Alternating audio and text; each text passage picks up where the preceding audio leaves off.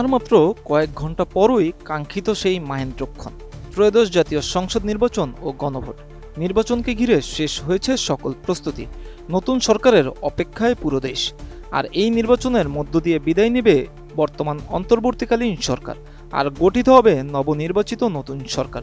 বিদায় বেলায় বিভিন্ন উপদেষ্টা নিজেদের মন্ত্রণালয়ের কার্যক্রম, সাফল্য ও সীমাবদ্ধতা ও মূল্যায়ন নিয়ে কথা বলেছেন। সচিবালয়ের সাংবাদিকদের সঙ্গে আলাপকালে কেউ নিজেকে দিয়েছেন ৭০%, কেউ বা ৯৫% পর্যন্ত নম্বর, তবে কেউ শতভাগ সফল এটা দাবি করেননি। বিদায় বেলায় নিজের কাজের নিজেই মূল্যায়ন করেন অর্থ উপদেষ্টা সালেউদ্দিন আহমেদ। তিনি জানান, বাস্তবতা বিবেচনায় নিজেকে শতভাগ নম্বর দেওয়ার সুযোগ নেই।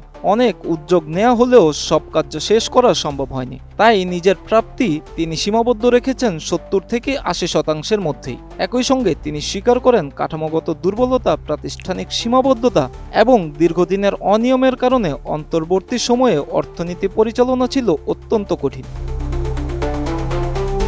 নিজের দায়িত্বপ্রাপ্ত সময়কে প্রায় ৭০% সফল বলে মনে করেন নৌ পরিবহন ও শ্রম উপদেষ্টা ব্রিগেডিয়ার জেনারেল অবসরপ্রাপ্ত ডক্টর এম সাখাওয়াত হোসাইন। তিনি জানান, আরও কিছু ক্ষেত্রে হয়তো ভালো করা যেতে পারত, তবে নানা সীমাবদ্ধতার কারণে তা সম্ভব হয়নি। দেশের অস্থির সময়ে আইন শৃঙ্খলা রক্ষাকারী বাহিনীর সংযত ভূমিকারও কথা তুলে ধরেন তিনি। সব মশার বিরুদ্ধে সুরক্ষা দিতে এলো বসুন্ধরা এক্সট্রিম অ্যারোসল, মশার বিরুদ্ধে এক্সট্রিম সুরক্ষা।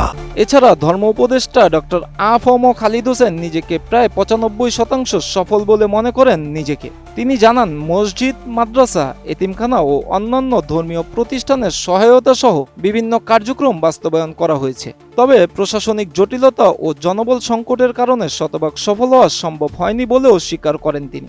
একই সঙ্গে শূন্য পদ পূরণের উদ্যোগ এবং ওয়াকফ প্রশাসনের শৃঙ্খলা ও জবাবদিহি প্রতিষ্ঠার চলমান প্রক্রিয়ার কথাও উল্লেখ করেন এ উপদেষ্টা।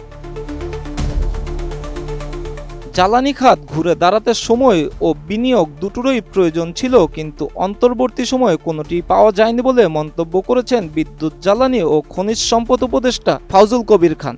১.৫ বছরে দৃশ্যমান অগ্রগতি না হওয়ার বিষয়টি স্বীকার করেন তিনি জানান, ভর্তুকি ভিত্তিক নতুন কোনো প্রকল্প নেওয়া সম্ভব হয়নি, তবে নির্বাচিত রাজনৈতিক সরকার নতুন বিনিয়োগের মাধ্যমে এ খাতে ইতিবাচক পরিবর্তন আনতে পারবে বলেও আশা প্রকাশ করেন ফাউজুল কবির খান।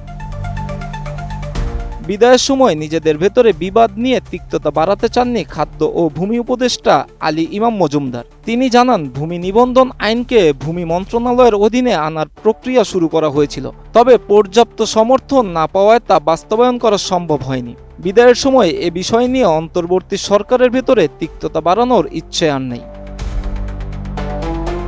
এছাড়াও বিদায়ের মুহূর্তে বাণিজ্য উপদেষ্টা শেখ বশির উদ্দিন নিজের কর্মজীবনের শেষ মুহূর্তে একটি ব্যক্তিগত বার্তা দেন। তিনি জানান, নতুন সরকার গঠনের পর তিনি তার পুরনো কর্মজীবনে ফিরে যাবেন এবং আশা করেন সবাই তাকে ভুলে যাবে এবং ক্ষমা করবে।